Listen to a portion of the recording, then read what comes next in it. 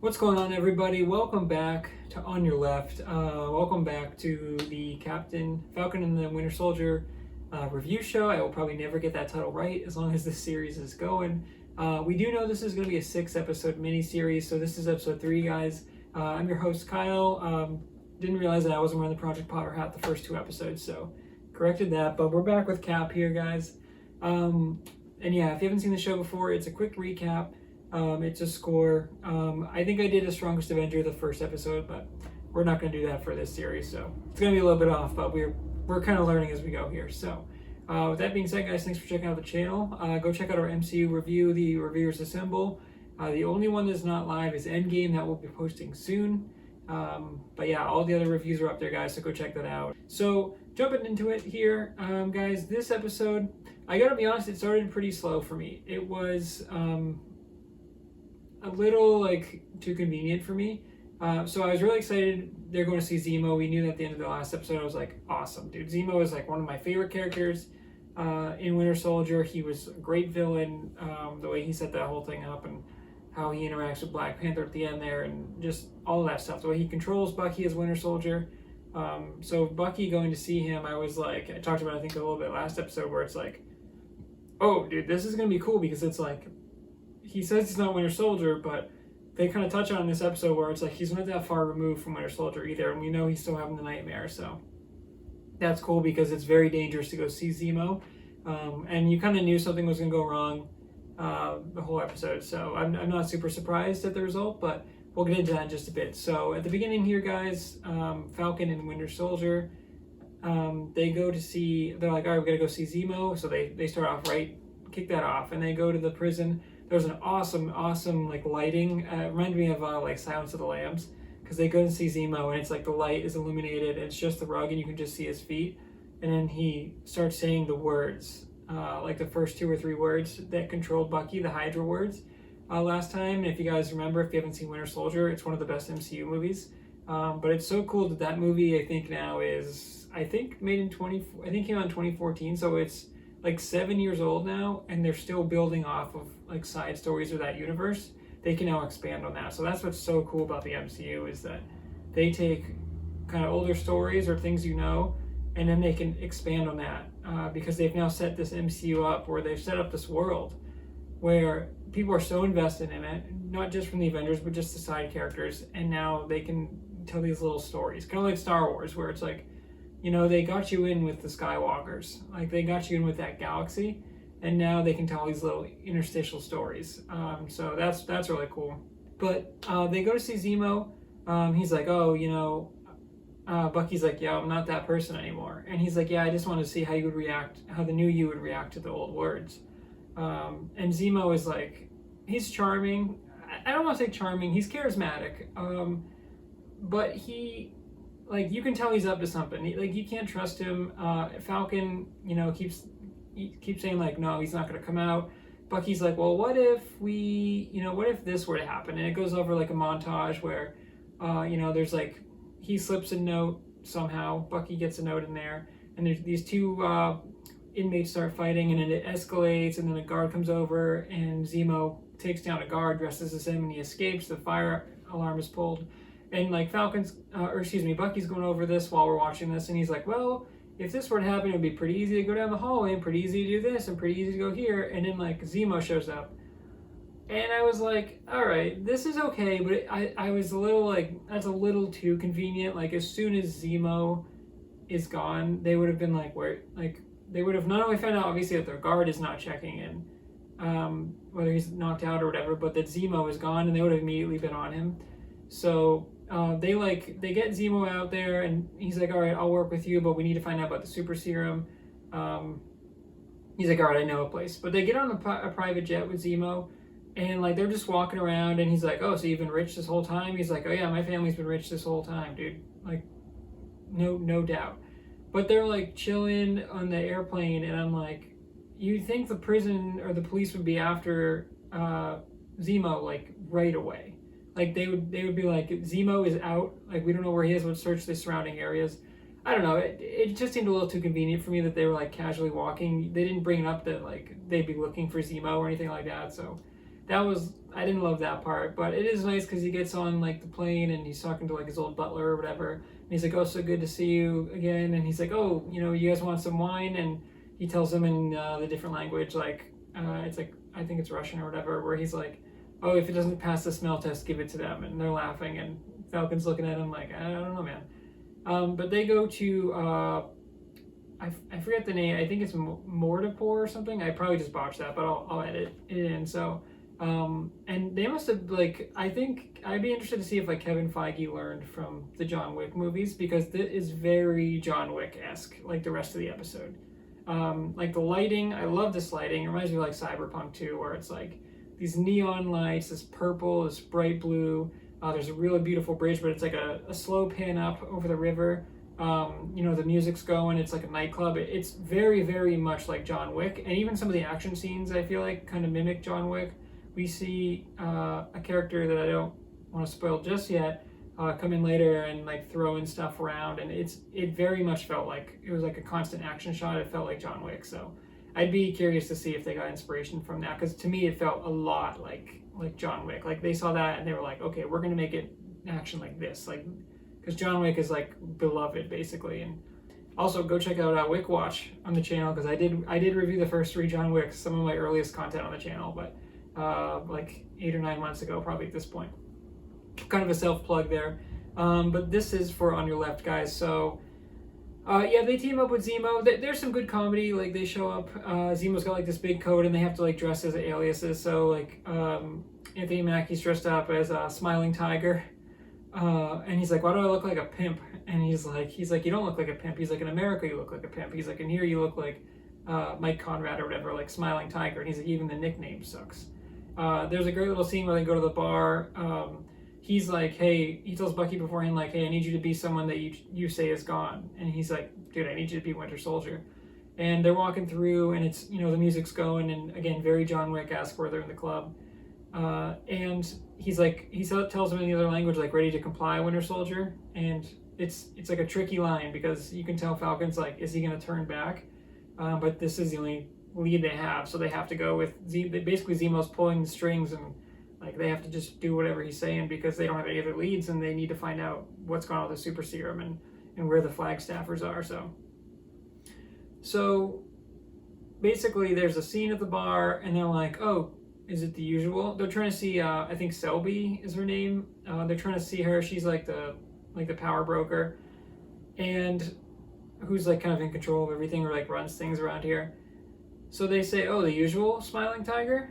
And he's like, "Yep." And then he takes the snake out, cuts the snake open, and puts like an egg into a glass. And he's like, and he just stands there, and Bucky's like, he's looking at him, and he's like, "Nope." And Falcon is like looking at it, and he's like, he knows he has to drink it, and he's like, "Oh, I love these." And so there's a good little bit there because he's like, "Cheers," and he just he smells it and he like doesn't want to do it, and then he just chugs it down, and Bucky just gives him like he's gonna throw up. But so we keep going, guys. Eventually they go to see Selby, and she's talking to them about all these different things there. I don't know, this part kind of lost my interest a little bit, but Anthony Mackie does get a call from his sister, I believe, Sarah, and he forgets to turn his phone on vibrate, and his phone rings, and she's like, "Answer it and put it on speakerphone." And it's like, oh, dude, he's got to answer it because their cover's gonna be blown if he doesn't answer it, and if he does answer it, like he knows that the cover's probably gonna be blown either way. But he answers it, and she's like, "Hey, I need you to talk about the situation." And he's like, "What situation exactly, Sarah?" And she's like, "What are you talking?" She's like, "Are you okay? Are you high?" She's like, "What are you doing?" And then he's like, she's like, "Oh yeah, we need to go back to the bank or whatever." He's like, "Oh yeah, the bank that I laundered so much money out of." He's like, "Yeah, I'll kill that banker or whatever." She's like, "What are you talking about?" And she's like, "All right, whatever." She's like, "I gotta go. Talk to you later, Sam." And then she's like, "Who's Sam?" And it's like, oh shit. And they're so close, but basically they have to kill. Selby ends up dying, and then they're like, "Okay, dude, now we don't know. Like now we're in some trouble." And this is why I say John Wick. I don't mean to keep bringing up John Wick, but Zemo's like, "We gotta go. This is bad." And they start walking away, and it says like Zemo dead, bounty 1K or whatever. And then every single person in there gets a text, and there's like one girl who's like shooting with her fingers. And like, this is literally right out of John Wick. So I was like, all right, dude, if you hadn't already gotten John Wick vibes before, this is literally like when John Wick goes excommunicado and then everyone is after him and they're like, and he's running through the rain. It's awesome. John Wick is awesome, but it kind of took it away. I wasn't super invested in this because I was like, oh, they're just doing John Wick. Like, it's a cool idea, but I'm like, we've seen this before, and like, all due respect to the MCU, this was done better in John Wick. So, they're running through and they gotta take out a couple guys, but they get like a sniper and they're like, oh, it looks like we have a guardian angel. Eventually, there's some guys that come over and they're shot down, and then who emerges from the shadows but Sharon Carter. And this was cool because I was like, oh, okay, Sharon Carter, kind of like a side character, but very close to Cap. She was in Winter Soldier, she like lives across from him and talks about doing the laundry. And we don't really know what happened to Sharon Carter. And so now she's back, and it's cool because she's like a badass in this episode. She's like, hey, just so you know, she's like, my family doesn't know where I am. I can't talk to my family. She's like, I'm on the run. She's like, I have to live here. I can't even go to the US anymore because like, I'm like wanted basically.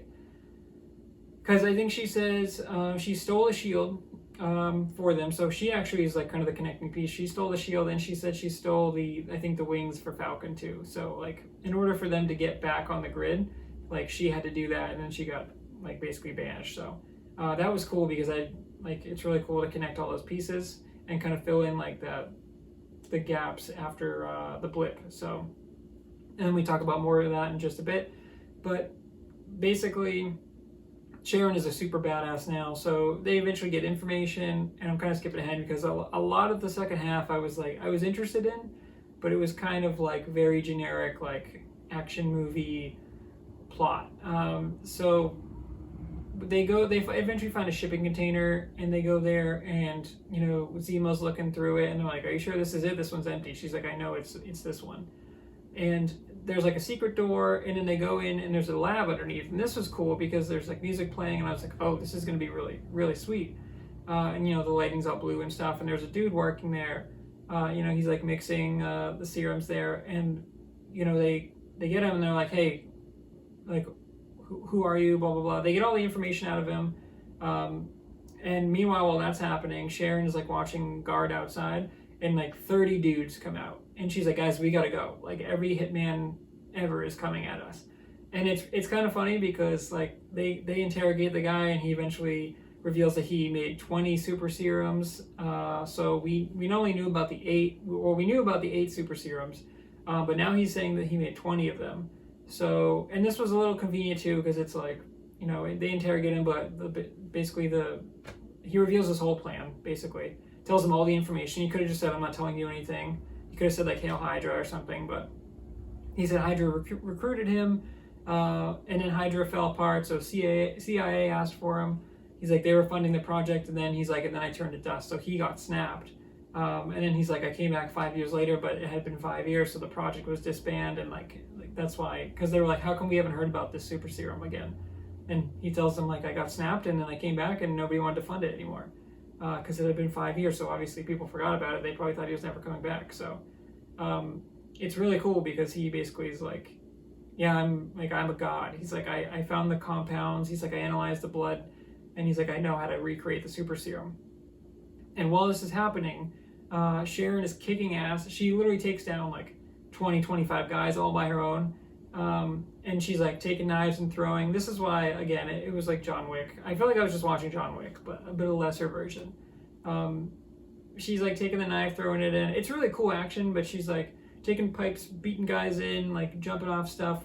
It was really cool, but this just shows you like Sharon Carter is a super badass now. We didn't really see that much of her, and she was more like a spy, like an espionage type of agent before, and now she's like just a straight up brawler. I mean, there's like 20 guys, so odds are someone would have just shot her, but for the purposes of the MCU, it's like, okay, cool, we'll put a cool action sequence in here, but she takes everyone out, and then she runs down into the lab, and she's like, we really gotta go now. And this is when Zemo actually ends up shooting the guy, the only guy who knows how to make the super serum. Zemo like gives him a look, and he shoots him. And they're like, what did you do, dude? Like, that's the only one that can make the super serum, and he has information, and he can probably tell us where it is. And he's just gone now. So we're thinking, like, okay, if you guys remember, I think Zemo stopped the rest of the super serum when there was the 8, I think it was the original 6 or whatever, in Winter Soldier, and now he's trying to kill this guy from creating more. So why is he so against super serum? There's a moment on the plane where he does say, like, you know, that's the problem with the Captain America, is like we put them on a pedestal and we idolize them, but we forget about their flaws. Falcon's like, dude, watch your step. But it's true. It's like, Cap had the shield and he had the super serum, and he was doing the right thing, but he's like, that's the problem. We put the heroes up here and we forget about their flaws. And it's like, Zemo, that's what makes Zemo so good, dude. He's a very intelligent villain. And it's like, he brings up good points. That's what made him so good in Winter Soldier. He's not just like a typical, like, I'm evil for the sake of evil, like Red Skull was. And I think they reference Red Skull. He's like, do we want to live in a world of Red Skull, or do we want to live in like a different world? So that part was all really cool. But obviously we knew Zemo's up to something. There's like an RPG that's fired into the lab. Obviously the lab is very explosive. So Zemo like kind of gets away. There's a brief scene where he puts on like a mask, almost like I think it's like a red mask, like he wants to be the new Red Skull. So I don't know if he's going to be a new Red Skull or something. But that was like in the passenger seat of the car before they left. So he goes up and he starts shooting guys, and then like somehow Bucky and Falcon and Sharon don't recognize that that's Zemo, because then he just like dips around the corner and takes his mask off, and he shows up in a car, and he's like, oh hey, do you guys need a ride? And I was like, again, very convenient. So I wasn't crazy about that, but they know they can't trust Zemo, but they're kind of just going with it because they got nothing else to go on right now. And they did find the guy with the super serum, so Zemo didn't entirely screw them over, but obviously him killing, they're gonna be like, well, dude, why did you kill him? Like, that was the only information we had. So that should be interesting to see how that plays out, but they kind of go away. We do get a brief scene with like the Flagstaffers, and it's like focusing around Kaylee, I think her name is, and I think the doctor actually, a scientist actually says like, I can't imagine what he's doing to poor Kaylee or whatever. So it shows you like a better side. They raid like a compound, and there's like 6 months of supplies in there that have just been like sitting there while like other people are starving, and the guy is like, you damn Flagstaffers, and she's like, dude, you guys had 6 months of supplies and it was just sitting in a warehouse. She's like, we're starving. She's like, so they're not, even though they are super soldiers, they're not necessarily the villains, even though they were kind of portrayed like that initially. So it looks like they're kind of committing crimes to help like the starving or the like people who are in bad shape. So maybe the super soldiers really are not the villains, and so that's like an interesting gray area that they're going to paint there. But they're obviously spending a lot of time there. But they're not entirely good, because she does tell him to like set off a car bomb and it blows up the building, and the guy next to her is like, dude, there were still people in there, and she's like, well, this is the only language that they understand. And I was like, you didn't have to kill those people. So they may not be the worst, but they're also not necessarily, the Avengers. So real quick, guys, sorry, because I didn't realize till after I stopped recording that I forgot to mention this. So the end of the episode actually does end with Bucky being like, I gotta take a walk, and he goes and sees like these little balls, like these tracking devices. And then we run into Okoye, played by Denai Guerra. If I'm saying her name right, sorry if I didn't. But she is actually from Black Panther, so it's really cool because you forget that Winter Soldier and Wakanda are connected. So I don't know if they have like extra scenes of Chadwick Boseman that they're gonna like digitally put back in, or if they have enough extra footage to put him back in there. That would be amazing. But just to have the connection to Wakanda would be really cool. So I hope we get a big cameo, but really excited to see where that goes. So that did end on a high note, despite kind of a meh episode. For a score, I gotta be honest, this was my least favorite one of the 3 so far. The first like 15 minutes, I was like not very interested. I was super excited for Zemo, but then the way he got out, I was like, that's way too convenient. And then like they gave him a little too much humor. I was like, Zemo was so cool because he was like cunning and serious in Winter Soldier. And so it's like, this is the first we're getting of Zemo since then.